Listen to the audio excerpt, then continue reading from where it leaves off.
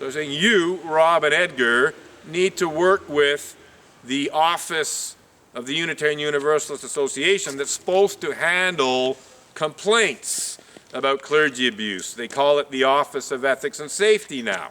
Well, guess what? I've been trying to work with the Office of Ethics and Safety for years, and they totally ignore me. They don't return my calls, and so on.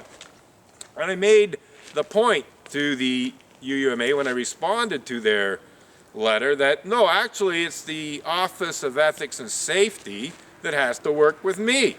You know, they have to work with me. They have to deal with these issues. Unfortunately, so far, they haven't. But on the advice of the UUMA, I phoned up the Office of Ethics and Safety, as represented by Heather Bond at the UUA, on Wednesday over a week ago. So like it's a week and a half ago now. Wednesday, I think the 22nd of January. I phoned the Office of Ethics and Safety. I got their answering system, their flawed answering system, I will add. Serious problems with it. But I nonetheless successfully left a message for Heather Bond, telling her clearly that the Unitarian Universalist Ministers Association had told me that, you know, I needed to deal with the Office of Ethics and Safety about the issues that I'm concerned with. And this includes this issue, the abusive misuse of Canada's blasphemy law by Reverend Dr. Peter Morales in UUA legal building that sought to conceal pedophilia and rape from the public. I want to bring an ethics complaint against Reverend Dr. Peter Morales for that, and I've been wanting to for years, and as I've said, I've been totally ignored by previous, attempts, phone calls to the Ethics and Safety office. My emails to the UU have been blocked for years now. I think they blocked me in 2015 or something like that. Now, obviously, I could make a new email address and get around that with a new email address, or I could send them a registered letter and so on. But hey, if they want to block me, they can basically block me, and they can deal with the consequences of blocking me. If they refuse to communicate, if they refuse to accept the information from me, well, they can live with that. They can just have me protesting, and they can have me putting stuff on the Emerson Avenger blog and so on. And they can have me communicating with other people more directly. So guess who hasn't got back to me?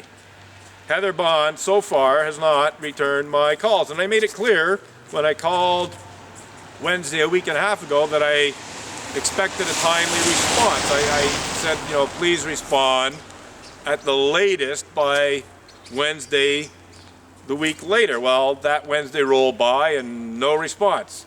So I called back and said, well, I'm extending the deadline until Friday, but if I don't hear from you from Friday, then I'm going to assume that you're deliberately ignoring me as usual. So this message was successfully left with Heather Bond. I actually left it on a different email, phone mail box, because she has two functions at the UUA. Even a possible conflict of interest, actually. But nonetheless, Heather Bond definitely got the message that the UUMA had asked me to work with the Office of Ethics and Safety, and I wanted the Office of Ethics and Safety to work with me to deal with some serious issues. So far, she has not returned my call.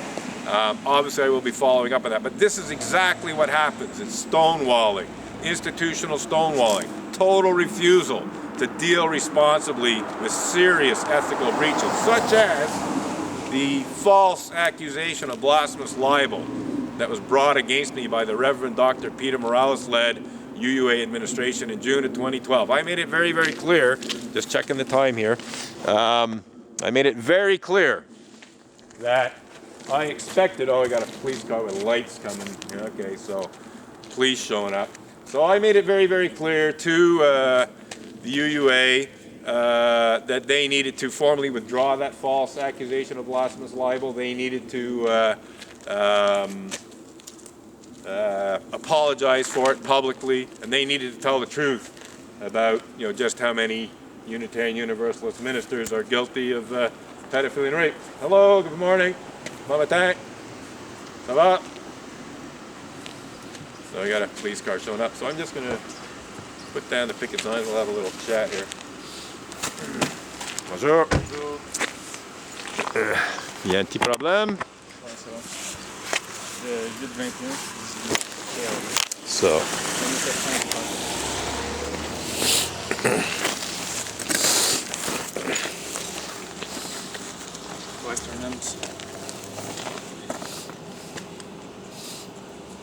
So what's happening? I'm protesting against clergy abuse and the cover-up and denial of clergy abuse. Okay. And today it's Groundhog Day, as you may be aware. Okay. And so I'm talking about the shadow of this religious community's clergy abuse problem and the fact that it's still visible.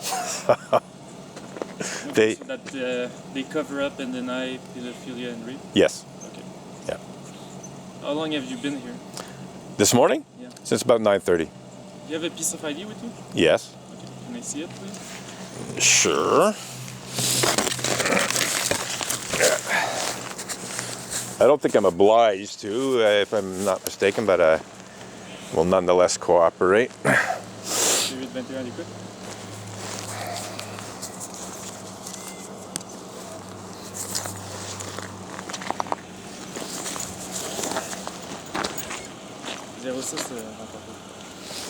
Okay, so he's got my ID and going back to his car.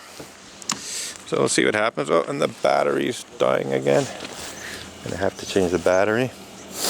So anyhow, so far so good. Basically polite, professional, asked a couple of questions. I'll be right back in 2 minutes. Yep, not in a rush.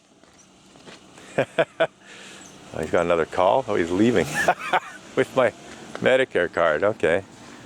Okay, or maybe he's just getting out of the way. Okay, whatever. So since the battery is pretty well done here, I think I'm going to put in a spare. I'm glad I brought a spare. I think the cold weather doesn't help.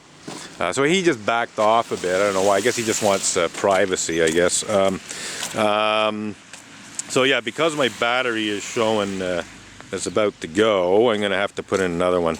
So it looks like we got the police here. This is not the first time. It's actually quite habitual for Unitarians to call the police. You know, they'll make some kind of complaint. No doubt Chris called the police saying he's harassing me because I was talking to him, you know, in a monologue, you know, and trying to pretend that bringing some serious problems to his attention during a protest is harassment of him personally, you know. So I suspect that that's what this is all about. That's probably what happened. I have no proof of that, but the sort of typical kind of thing that Unitarian Universalists do to try and shut down my protest, or even get me arrested on some bogus criminal charge to keep me from protesting. And I wouldn't doubt that the Lakeshore Unitarian Universalist Church is trying to do things to prevent me from protesting outside the Lakeshore Unitarian Church. So anyway, I better change the battery and hopefully have a fresh one for when the police officer comes back. Who knows, I might even be arrested. It's quite possible.